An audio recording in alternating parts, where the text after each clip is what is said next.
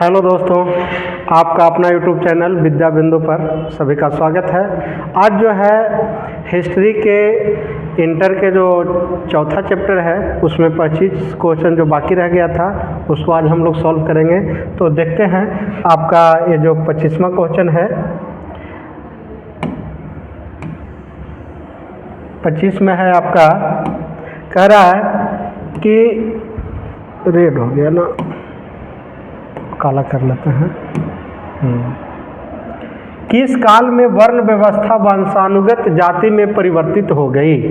यानी कौन सा ऐसा काल आया जो जाति व्यवस्था था वंशानुगत वो फिक्स कर दिया गया। पहले जो जाति व्यवस्था था वो कर्म के आधार पर आधारित था, लेकिन कुछ समय ऐसा आता है कि जिसके बाद जो है जाति व्यवस्था को जन्म के आधार पर यानी वंश परंपरा के अनुसार पर कर दिया जाता है।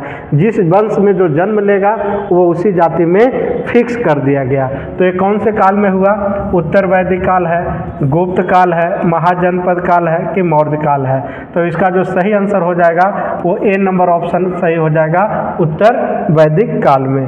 उत्तर वैदिक काल में जो है जाति व्यवस्था को फिक्स कर दिया जाता है। उसके बाद आपका जो है ये 26 नंबर जो क्वेश्चन है, गोत्र किसका सूचक था? यानी गोत्र जो था क्या था, उससे क्या दर्शाता था? ए में प्रत्येक उपजाति के सामान्य पूर्वज, व्यावसायिक उपजातियां का सामान्य निवास स्थान या एक जाति विशेष का निवास स्थान। तो गोत्र जो था इसका जो सही ऑप्शन हो जाएगा वो ए नंबर ऑप्शन हो जाएगा, प्रत्येक उपजाति के सामान्य पूर्वज। यानी जो जिस गोत्र में जन्म लेता था वो उसी गोत्र का माना जाता था। जैसे कि आपके जो पूर्वज हैं, मान लिए मेरे दादा जिस गोत्र के थे तो मेरे पिताजी भी उसी गोत्र के होंगे, हम भी उसी गोत्र के होंगे, और मेरा जो बेटा होगा वो भी उसी गोत्र का होगा। यानी सामान्य पूर्वज जो मतलब जैसे पीढ़ी दर पीढ़ी चलते आ रही है वही उसका गोत्र होता था। अगला जो आपका क्वेश्चन है, अगला 25 नंबर कह रहा है कि जरासंध कहाँ का राजा था? बहुत इंपॉर्टेंट क्वेश्चन है। जरासंध जो राजा था, एक प्रसिद्ध राजा था, वो कहाँ का था? अंग का था कि कौशल का था? आगे देख लेते हैं आगे क्या है। उसके बाद इंद्रप्रस्थ की राजगिरी। जरासंध बहुत आसान क्वेश्चन है, ये राजगीर का था। राजगिरी जो मगध साम्राज्य की राजधानी थी, राजगिरी, वहीं का राजा था जरासंध। राजगीर में जरासंध का अखाड़ा भी है। उसके बाद 28 नंबर क्वेश्चन कहता है वर्णालंकार की संकल्पना सबसे पहली बार किस में मिलती है? ब्राह्मणों में मिलती है, उपनिषदों में मिलती है कि धर्मसूत्रों में मिलती है कि स्मृतियों में मिलती है? इसका जो सही ऑप्शन हो जाएगा वो हो जाएगा डी नंबर आपका, स्मृतियों में। उसके बाद 29 नंबर क्वेश्चन है। 29 नंबर क्वेश्चन क्या कह रहा है? 29 नंबर कह रहा है कि महाभारत का समालोचनात्मक संस्करण कितने वर्षों में तैयार हुआ? तो 37, 36, 35, 34। इसका जो सही आंसर हो जाएगा ए नंबर ऑप्शन सही हो जाएगा, 37 वर्ष में। उसके बाद 30 नंबर क्वेश्चन है गोत्र के अंदर विवाह करना कौन सा विवाह है? हम अपने गोत्र के अंदर ही अगर विवाह करते हैं, अपने मतलब जो पूर्वज जो रक्त के आधार पर जो संबंधित होते हैं उसके अंदर ही अगर हम विवाह करते हैं तो अंतर विवाह कहलाएगा कि बहिर्विवाह कहलाएगा कि ब्रह्म विवाह कहलाएगा कि रक्षा विवाह कहलाएगा? रक्षा नहीं, यहाँ पे ये हो जाएगा राक्षस विवाह होता है, राक्षस विवाह कहलाएगा। तो इसका जो सही आंसर हो जाएगा, यानी आप अपने गोत्र के अंदर ही विवाह करते हैं तो ये अंतर विवाह कहलाएगा। गोत्र के बाहर जब करेंगे तो ये बहिर्विवाह कहलाएगा। उसके बाद 31 नंबर क्वेश्चन है। 31 नंबर क्वेश्चन क्या कह रहा है देख लेते हैं। 31 नंबर है, क्या ब्राह्मण का सार्वभौमिक प्रभाव था? यानी महाभारत काल में या महाजनपद काल में जो ब्राह्मणों का जो प्रभाव था हमारे समाज पर, क्या पूरे समाज पर प्रभाव इसका था? हाँ, नहीं, कि थोड़ा बहुत, कि कोई गणना नहीं थी? इसका जो सही आंसर हो जाएगा ए नंबर ऑप्शन हो जाएगा, यानी ब्राह्मणों का बहुत ज़्यादा प्रभाव था, यानी इसका आंसर हो जाएगा ए नंबर। हाँ, 32 नंबर क्वेश्चन है, सातवाहन राजाओं और रानियों की आकृतियां कहाँ उत्कीर्ण हैं? जो सातवाहन राजा होते थे वे अपने राजा खुद और अपने रानियों का जो आकृतियां उत्कीर्ण करवाते थे, जो खुदवाते थे, बनवाते थे, कहाँ बनवाते थे? राजमहलों में, कि गुफाओं की दीवारों पर, कि मंदिरों में, कि स्तंभ अभिलेखों पर? इसका जो सही आंसर हो जाएगा बी नंबर हो जाएगा, गुफाओं की दीवारों पर। उसके बाद अगला जो क्वेश्चन है वो है आपका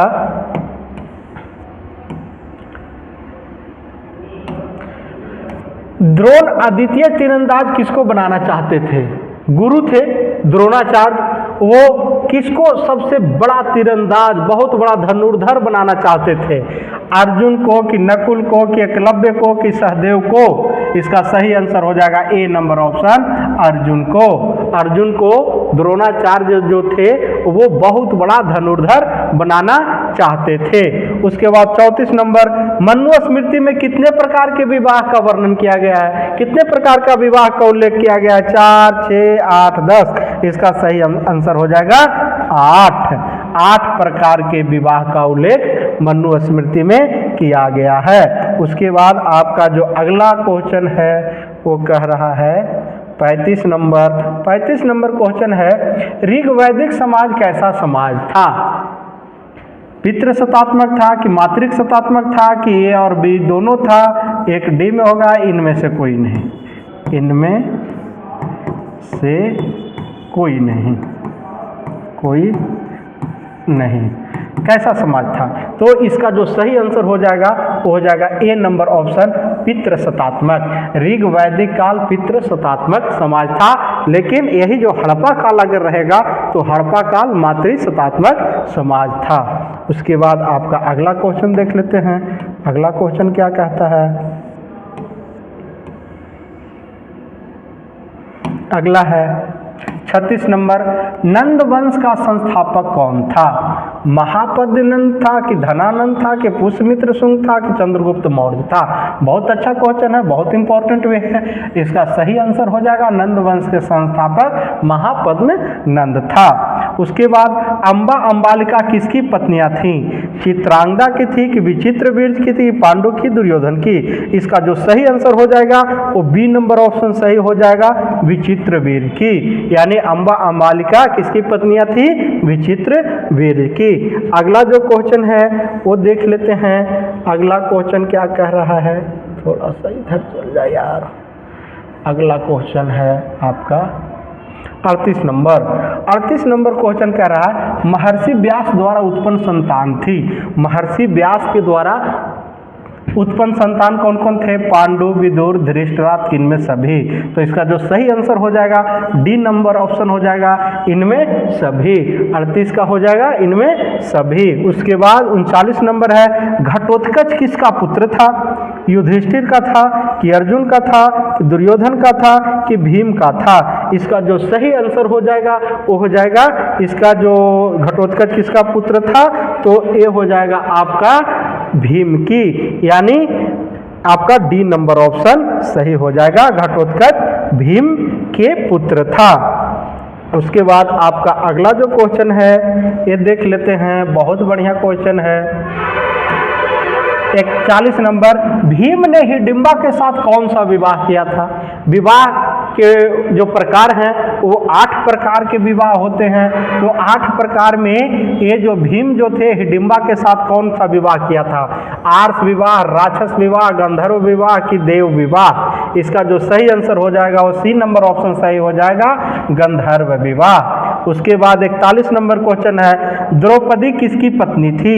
अर्जुन की, सहदेव की, कि नकुल की, इनमें सभी की? द्रौपदी जो थी इनमें सभी की पत्नी थी, यानी डी नंबर ऑप्शन आपका सही हो जाएगा। उसके बाद आपका अगला क्वेश्चन है, अगला क्या है देख लेते हैं।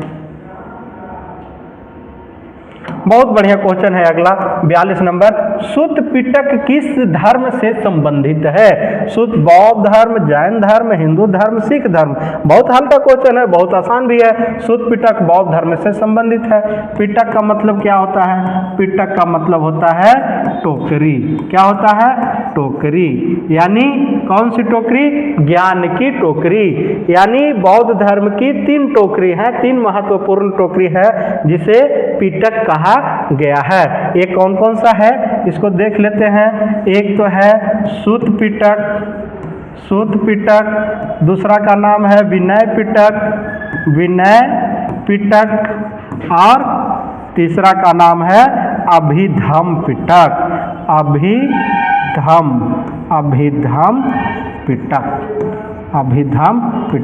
ये बौद्ध धर्म के 3 पिटक हैं। चलिए अगला क्वेश्चन है आपका 43 नंबर, इसको मिटा देते हैं। 43 नंबर क्या कह रहा है? 43 नंबर क्वेश्चन कह रहा है हस्तिनापुर की खुदाई किसने करवाया था?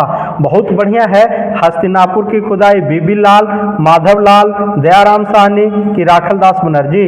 इसका जो सही आंसर हो जाएगा ए नंबर ऑप्शन सही हो जाएगा, बीबी लाल। उसके बाद अगला क्वेश्चन क्या कह रहा है आगे देख लेते हैं।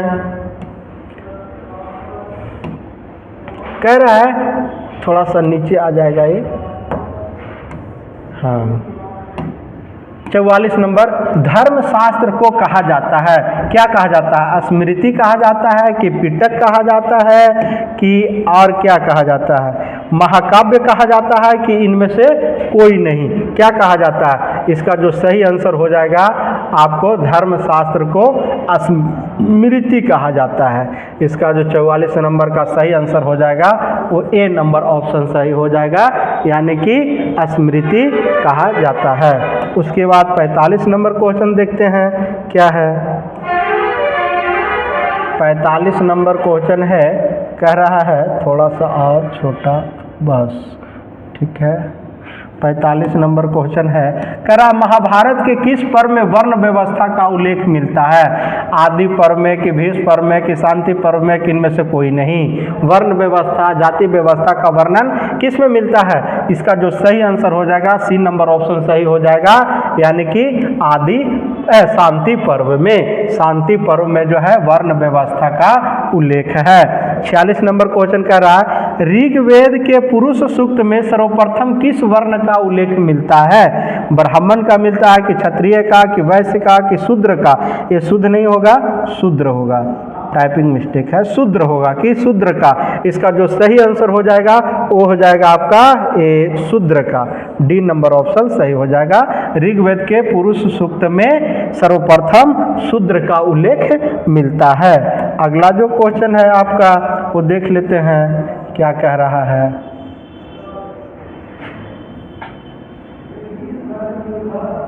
अगला थोड़ा लंबा क्वेश्चन है, इसको देख लेते हैं।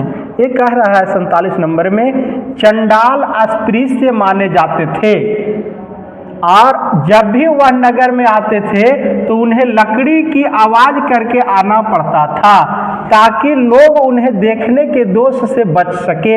यह कथन किसका है? ये जो कथन है किसने कहा है? फाहियान ने कहा है, मेगास्थनीज कहा है, कौटिल्य कहा है, हेनसांग ने कहा? इसका जो सही आंसर हो जाएगा वो ए नंबर हो जाएगा, फाहियान ने कहा है। यानी कहने का मतलब ये हुआ कि चंडाल जो शूद्र जाति में आते थे, जिनका काम होता था मृत व्यक्तियों, मृत शरीर जानवरों के शरीर को ले जाना, साफ सफाई करना, नाली वगैरह की सफाई करना और मृत व्यक्तियों को जलाना, तो ये कहा जाता था कि सबसे ज़्यादा नीची जाति इनको माना जाता था और शूद्र में ये आते थे। तो कहते थे कि जब भी चंडाल जो है अस्पृश्य माने जाते थे, यानी उनसे छुआना नहीं है, अगर उस पर नजर भी पड़ जाए तो माना जाता था कि बहुत बड़ा अशुभ हुआ, यानी धर्म जो है हमारा भ्रष्ट हो गया। तो क्या करता था कि जब भी वह नगर में जाता था चंडाल तो आवाज करके जाता था। आवाज करके जाने का मतलब है कि सारे लोग जो होंगे, जो गली में होंगे, दरवाजे पर होंगे, वो सतर्क हो जाएंगे और उस पे नजर नहीं पड़ेगा। और उन्होंने कहा ताकि उन्हें लोग देखने के दोष से बच सके, ताकि चंडालों पर नजर न पड़े, इसलिए वो कभी भी निकलता था नगर में, गली मोहल्ले में, तो आवाज़ करके निकलता था ताकि सारे लोग सतर्क हो जाए। ये कथन किसका है, ये किसने कहा है? एक विदेशी यात्री था फाहियान, उन्होंने अपनी पुस्तक में ये चीज़ें को लिखा है। उसके बाद 39 नंबर जो क्वेश्चन है, 49 नंबर जो है, 49 नंबर क्या कह रहा है? 49 नंबर कह रहा है कि गीता की भक्ति टीका मराठी में किसने लिखी? एकनाथ ने लिखा कि नामदेव ने लिखा कि तुकाराम ने लिखा कि मानेश्वर ने लिखा? मानेश्वर नहीं, ज्ञानेश्वर होगा, ज्ञानेश्वर। इसका जो सही आंसर हो जाएगा वो हो जाएगा डी नंबर ऑप्शन, ज्ञानेश्वर। यानी गीता की जो भक्ति टीका है वो मराठी भाषा में ज्ञानेश्वर ने लिखा है। उसी प्रकार कह रहा है 50 नंबर क्वेश्चन, मान्य विवाह कितने प्रकार के होते थे? 4 प्रकार के कि 6 प्रकार के कि 8 प्रकार के कि 9 प्रकार के? इसका जो सही आंसर होगा वो हो जाएगा ए नंबर ऑप्शन, 4 प्रकार के। विवाह के कितने प्रकार थे? 8 प्रकार थे, जिसमें 4 विवाह जो थे वो मान्य विवाह थे। मान्य यानी समाज उसकी मान्यता देती थी 4 प्रकार से विवाह करने के लिए, और 4 प्रकार के जो विवाह होते थे उसको अमान्य विवाह कहा जाता था। इसको क्या कहा जाता था? अमान्य विवाह। यानी ये 4 विवाह को समाज मान्यता नहीं देते थे, लेकिन फिर भी लोग करते थे। चलिए आज का जो है ये 50वां क्वेश्चन कंप्लीट हो गया। अगले दिन जो है चौथा चैप्टर के जितने भी ऑब्जेक्टिव होंगे वो लेकर के आएंगे। मेरे वीडियो अगर अच्छा लगा है तो आप कमेंट बॉक्स में एक अच्छा कमेंट कीजिए, बाकी अपने दोस्तों के पास शेयर कीजिए ताकि सभी लोगों को लाभ मिल सके। एक क्या है कि इंटर के साथ साथ जनरल कंपटीशन के जितने भी जीएस से प्रश्न पूछे जाते हैं वो 6 to 12 के किताब से ही पूछे जाते हैं, और उसमें भी हिस्ट्री में जो है 12 क्लास का जो बुक है, 12वीं की जो किताब है हिस्ट्री के, काफ़ी इम्पोर्टेंट है और इतिहास के बहुत ही महत्वपूर्ण चैप्टर को इसमें सम्मिलित किया गया है। अगला जो आपका चैप्टर, चौथा जो चैप्टर होगा उसमें जैन धर्म, बौद्ध धर्म और वैष्णव धर्म और शैव धर्म, 4 धर्म से संबंधित क्वेश्चन रहेंगे। चारों धर्म को अपना ये जो हिस्ट्री है उसमें पढ़ना है। तो चलिए आज के लिए इतना ही। आप लोगों को बहुत बहुत धन्यवाद।